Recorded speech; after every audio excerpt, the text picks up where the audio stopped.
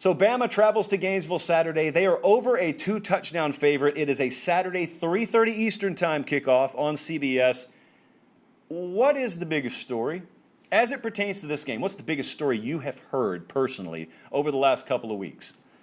I think most people are looking at the Alabama-Florida game, whether you're a Florida fan, a Bama fan, or totally agnostic. And if I were to ask you what's the biggest storyline, if you will, coming into this, you would say the Florida quarterback situation. And I'm not saying you're wrong. I think that is vastly overshadowing something else that matters here. And that's for 2 weeks now, Nick Saban has been telegraphing to you that he is not totally thrilled with where his team is. You're ignoring it, as you're prone to do when they're blowing folks out. They blew Miami out. They took care of Mercer, no problem. But there have been times before where they've been blowing folks out, and Nick Saban cannot get anyone's attention, try as he might, because it takes a loss, unfortunately, sometimes to get his team's attention. He's doing that again. He is telling you, even though they're good, I think they're the best team in the country right now, but number one is relative. Because I ran it through a model, and here's what number one right now means. If I were to put the 2020 Alabama team on the field with this current team, we would have the 2020 Alabama team favored by 11.5 points. So yeah, they're both number one in their respective years. This team trails significantly where that last year's team left off. And so they're vulnerable, is what I'm telling you. And they're vulnerable, and they're not playing exactly to the standard he wants. That's what he's trying to tell you. But as has been the case with Bama in years past, it takes them tasting their own blood and you seeing them taste their own blood in a lot of cases for you to believe they're anything other than this Death Star that's marching towards another national championship in which they will just beat everyone by 4 touchdowns. So having said all that, can Florida beat them? Well, remember the formula, on this show at least. If we're going to break down a game, we think there is a chance either team can win. And when we have these fat spreads like this, what we try and do is not just an equal opportunity breakdown. What we try and do is ask ourselves, could the upset happen? If we think the answer is even 5 or 10% chance, yes, which we do, how would it happen? So how would Florida beat Alabama here? Because I think Alabama is ripe to be had. Early in the season right now, if they face the right team, they're ripe to be had, or at least pushed to the very brink. How would it happen, and is Florida that team? Florida has to take advantage. The first thing they would have to do is take advantage of some relative pass protection issues, especially on the right side of this Alabama offensive line. It's all they're talking about. Inside Alabama Nation, that's all they're talking about right now.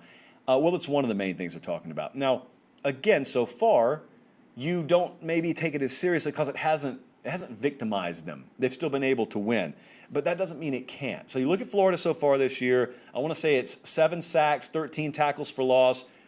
They don't just rely on 1 or 2 guys. They've got several guys. They got Zach Carter. They got Moon. They got I got a whole list of them. Cox, Bogle, Truesdale's there, Dexter. They got guys they can depend on. So they have an entire wave, and a couple of waves really, of dependable pass rushers, which is different than in the past where you may go into an Alabama game and there's 1 or 2 guys. They can neutralize 1 or 2 guys. They're always good enough to do that. But if you can come at them with several different threats, then maybe that's a little bit different. And so that's part one of what Florida would have to do here. And by doing that, you're ultimately trying to harass the quarterback, and you're just affecting him. It doesn't have to be sacks, but you have to affect a young quarterback enough to where your crowd does its job, and then your defense does its job, and you force some mistakes, and you get some more possessions. Or at the very least, you get some better field position to where you're not constantly backed up in the shadow of your own goalpost. You also, I think, look at the Florida quarterback situation, and it's totally fair to spend a majority of your time this week, if you want to, talking about this. You got Emory Jones. In Preview Magazine culture, you would be led to believe he's the wire-to-wire starter. We started telling you early August, once you started to see it become clear in the Florida fall camp that Anthony Richardson was the real deal. We started to tell you it's going to be fun to watch because eventually that guy's going to get on the field and he's going to do what he does, and you're not going to be able to deny it anymore. Well, that's happened a couple of times, and it doesn't help Emory Jones that it has coincided with subpar play from him. There are no 2 ways to put that. There are some theories amongst Florida fans about why that is. You know, there are some people who would lead you to believe that, well, you know, maybe Mullen knows what he can do, and he's using these games to work on what Emory needs to improve on. Sometimes I think folks overthink the room on that, but even if that's the case, it's not like one guy is shining and the backup is also shining. It's one guy struggling and the backup keeps putting jaws on the ground when he comes in. Well, that has turned into fans and media questioning Dan Mullen about why Anthony Richardson isn't his starter. And Dan Mullen has been the guy who's come back and said, no, Emory's our starter. And what he's really telling him is, what you're seeing is only a small slice of the entire pie. You're seeing Anthony Richardson do some things against inferior athletes. I'm wanting to put someone in who understands my entire offense and has the ability to process things real time. And these are not words coming out of Dan Mullen's mouth, but if you read between the lines, he's telling you, I don't trust him to run my entire offense. Having said that, we also know another thing about Dan Mullen. He's not always forthcoming with the media. He's like I would be. So I'm not blaming him. If I were a head coach, I play games with us all the time. And so Dan Mullen could think very well right in line with what you think, and he could just be sandbagging. Anything's on the table. But what I am saying is it's possible that Anthony Richardson takes 80% of the snaps Saturday. It's possible he takes 20% of the snaps Saturday. But ultimately, it is in Emory Jones' hands. Because if Emory Jones does not struggle, Emory Jones is not really coming off the field for any significant period of time. If he does, then everything's in play. But ultimately, he still controls it.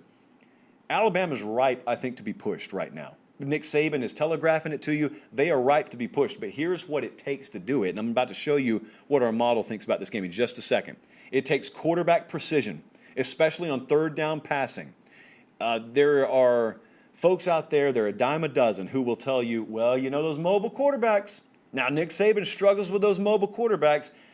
There are quarterbacks who can run that Alabama has turned into greasy spots on the field. It's not mobility. It's the ability to throw the ball. And if you're running while you do it, then so be it, more power to you. But it's precision. When you go back and watch the games they've lost, there are 4 or 5 or 6 throws that you look at all the way back to the days of Steven Garcia and extending all the way through modern day. They hadn't lost very many games. But when they lose, you watch and you say, wow, whoa, oh my, you just got to tip your cap to that receiver. Man, that quarterback's never going to make that kind of throw again. That's the effort it takes. So I got to ask myself, is there a quarterback on this roster, Richardson or Emory Jones, that can consistently do that all afternoon? That's the first thing. The second thing is, can you be physical enough versus Alabama? Maybe I'm not so much looking interior. I'm looking at the kind of things that I thought Miami would try and do a little bit more in week 1. And that's get on the perimeter. It's find a place where you think you have some favorable physical matchups. Now, I don't think this is going to work out for Florida, but I would watch it nonetheless. Can you do that? Because that's also in the 2018 or 2019 Iron Bowl. Remember being on the field for that when in Auburn and Malzahn, they went out wide. Basically extensions of the run game. They went quick passes to wide receivers and letting those guys stalk block out there 5 or 6 times in a row, and Bama had no answer for it. Auburn ended up winning that game. I think that Bama defense is a little bit different caliber right now, but it is something you probably have to try. Third thing is Florida's got to execute in the red zone. And the fourth thing is they got to sustain for 4 quarters. If a team can do that, you can beat Alabama. You can push them. Let me put it that way. You can push Alabama into the 4th quarter. I don't know that Florida's that team right now. So, Jesse, let's take a look at what the model thinks. Let's take a look at what the Vegas number is right now, because I'm going to pull possibly a little manual override here. So the Vegas number currently, and this has moved kind of throughout the day, I think it hit 15, but it's 14.5 right now. Alabama favored by 14.5. Our model's right there with it. We got Alabama minus 14. I switched on this about 2 hours ago, full disclosure, because I have that feeling in listening to Nick Saban. I know how to interpret him, and he is telling you we're a little bit more vulnerable than you think we are, and I wish more people around here would realize it. That's what he's telling you. And so anytime that's the case, and they're laying multiple scores on the road, one of the most hostile places those dudes will ever play on that roster, you tend to want to be the guy who jumps on the dog. But I still look at that list of what it takes, and I just don't know that Florida's the team that can execute that. And what I think is going to happen is I think there's going to be a really spirited battle here, but I think what's going to happen is there'll be a time in the 2nd or 3rd quarter maybe where you're looking and you're saying, I wish I would have taken Florida and the points. And you look up at the end and it's like 44-21 or 44-20, and you're saying, wow, Bama ended up covering, and they made it look like a blowout, but this didn't feel like a blowout when I was watching the game. That's the kind of final I think you'll see Saturday. A struggle and then a Bama pull away and an Alabama win and an Alabama cover. That's where we're going with this one. Alabama to win, Alabama to cover. Cannot say I feel overly confident in that one because there's a higher turnover risk than there usually would be. And those turnovers, they're nasty.